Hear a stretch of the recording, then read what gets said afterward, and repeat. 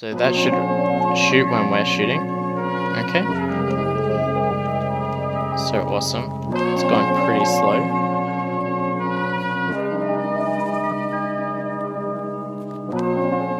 So this tutorial is going to go over how we can look at some familiars within Binding of Isaac. So if you don't know what a familiar is, I don't think you've played Binding of Isaac, but it's just like a little friendly that follows you around, might shoot you, might do a variety of things, whatever you want it to do. And we're just going to look at how you might go about implementing one of these little guys. I guess the first thing would be that you'd need to make an item for it, pick upable, and once you picked it up, then you can instantiate the familiar, and then you can follow you around. So I'm firstly going to create the familiar itself. So this one is going to be Brother Bobby, and we can just add a sprite renderer, just add a square, okay, and we'll just chuck it here, make him a little bit smaller than you. Cool. Now we're actually going to use a scriptable object just for the familiar itself, like we did with the dungeon generation data. So I'm just going to create a new folder, scriptable objects, and I'm going to create a familiar data script. We can open that up. Alrighty. So we don't actually need any of this. We can just call from a scriptable object, get rid of these. And similarly to what we did before, we can just go create asset menu, and we can have our file name to familiar.asset, okay, and our menu name can be familiars/familiar, okay, or familiar object, okay. Now I guess we want to be able to use this so we can customize various stats, so I guess we can firstly have a string of our familiar type, okay, and we can have a public float speed, public float our fire delay, okay, and we can also put in the bullet prefab. Now this is useful because we can simply just drag this into a familiar script and just take note of these, and we can customize our familiar very easily. So if we go back into our scripts, we create a familiar script, okay. So if we load that up now, the first thing I'm going to do is create a private float, call it Lost Fire, like we have done with our player and our enemy, okay. We have a private game object, which is going to be our player, and we can have a public familiar data, and we'll just call it familiar, okay. We can also have a private float last offset X and a private float last offset Y, and these are going to be used to define a slight offset for our familiar based on our movement, so it can look like they're slightly behind us instead of being completely in us. I guess the first thing we want to do is create a private void start, okay, and we can just set our player equal to a game object dot find object with tag, and this can just be player, okay. Now in our update void, just like how we've done with our player, where is our player controller? Alright, we've got a we're actually going to use this exact code right here. So we can copy that and paste that in because, whoops, what did I do? Get rid of that. Awesome. So this is going to take in our, instead of our fire delays, can be our familiar fire delay. Okay. And we can shoot based on our shoot horizontal and shoot vertical, which means we can just create a void for our shooting with a float X and a float Y. Okay. To create our movement, what we can do in our update method is we can check, well, if our horizontal is not 0 or our vertical is not 0, okay, then what we can do is we can just update our transform.position, okay, and it's going to be equal to a vector2.moveTowards, and we're going to go from our position to our player's position. Okay, player.transform.position. Okay, and the time is we can use the speed from our familiar data. So we can just grab familiar.speed times time dot delta time. Okay. Now after we've moved, we want to set our last offset X. Okay, and we can set it equal to our horizontal and our last offset Y equal to our vertical.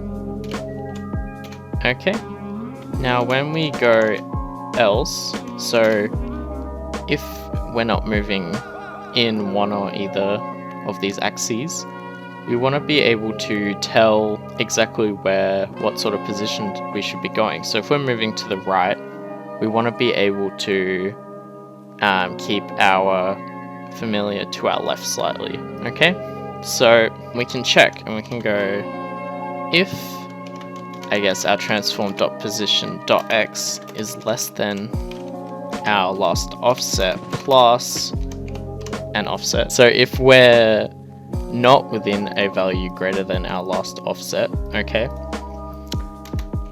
or we're not within the same, but for our y, so minus less than our last offset y, okay, plus 0.5f, then we can update our transform.position, and we can make that equal to a vector2.moveTowards, move from our transform.position to a new vector2.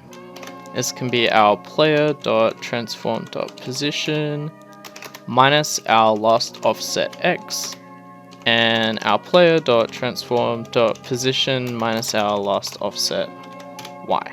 Okay. Now we also need the time, so familiar.speed times by time dot delta time. Whoop. Okay. Just like that. Now, what's an issue here? Right, so our position.x and our position.y. So if we add a familiar script, and we can go ahead and actually create a familiar. So I can just call this like brother Bobby familiar. Okay.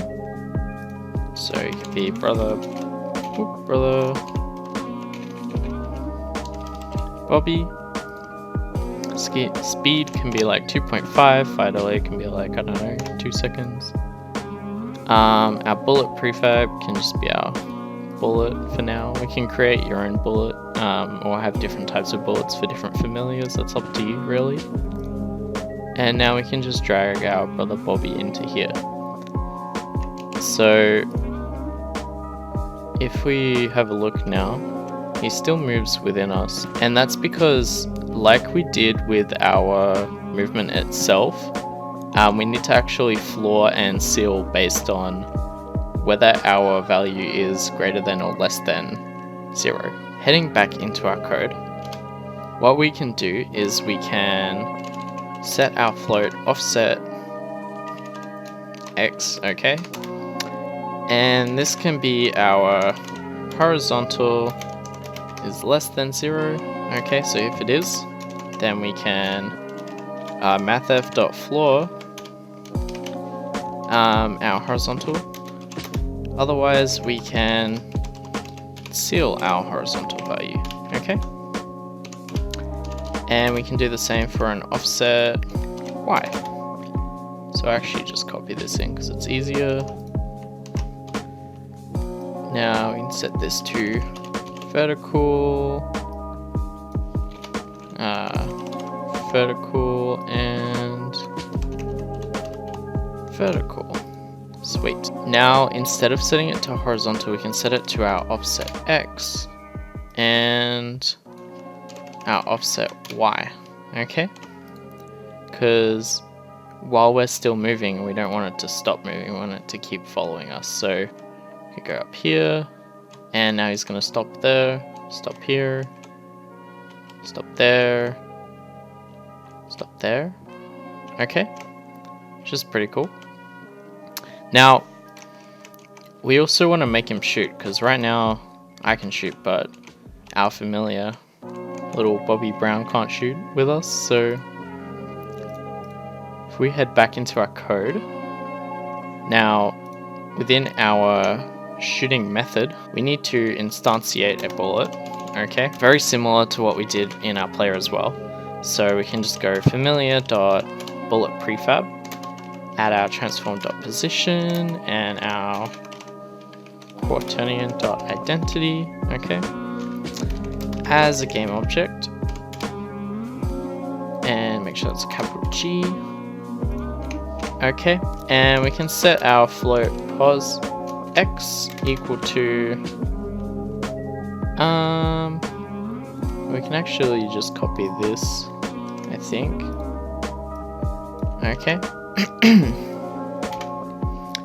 But we can obviously just change it to pos X and pos Y. So instead of horizontal, we can just have X and Y, X, X, Y, and Y. And make sure we multiply this by our familiar dot speed, okay?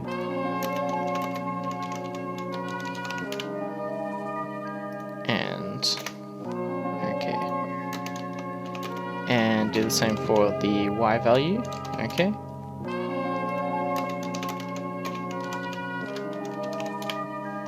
Sweet.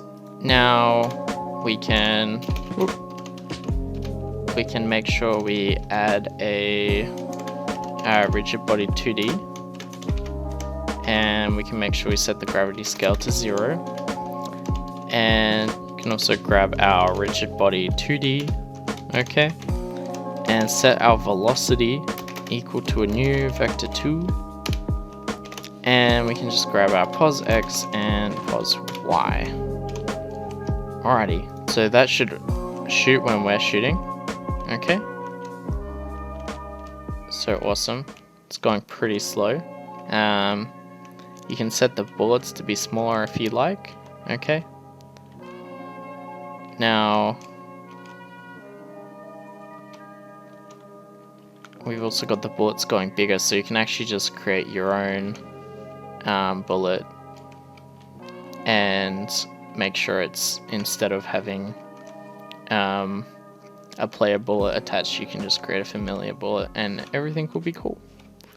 But yeah, I hope you guys enjoyed this tutorial. Leave a comment down below if you have any questions or comments, any feedback, okay?